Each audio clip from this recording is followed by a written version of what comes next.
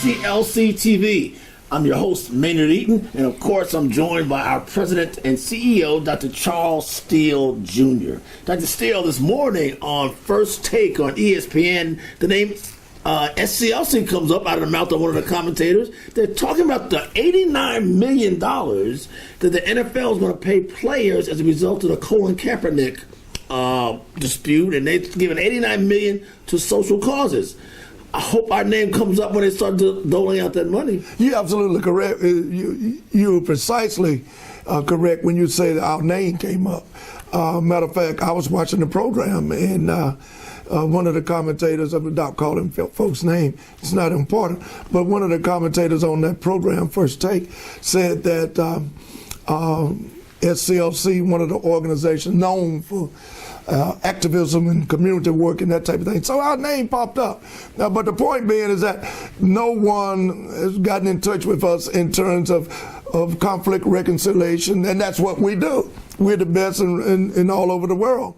Matter of fact, I'll be going to the Middle East the first of the year because of the historicity of our conflict reconciliation programs that we have. And hopefully the NFL, the NBA, the Major League Baseball, the United Soccers, and all of the players throughout not just this hemisphere but throughout the world will get involved and know that we're the experts because of the Kenyan philosophy.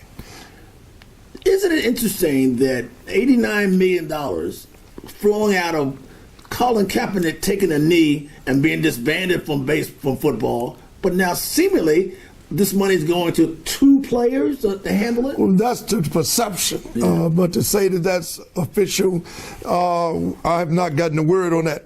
But that's the discussion at this particular time, that two individuals will head this up. That's automatic conflict, first of all.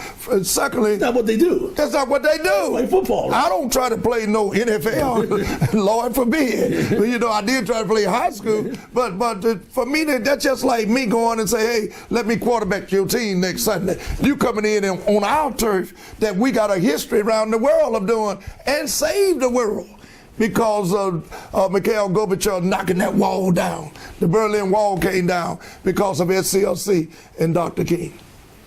Where do we go from here, you think? Do you think the Kaepernick protests have turned the tide of the way the NFL looks at social issues and the way America's looking at them now? No, it's bigger than an NFL. That just happened to be an opportunity, and thank God for the opportunity that Mr. Kaepernick took advantage of.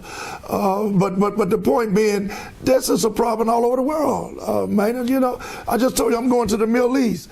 You know, to talk about conflict and counteracting the conflict that we have on a day-to-day basis in our society. And what people need to realize, we're in a global village now. People still don't get that to a large degree.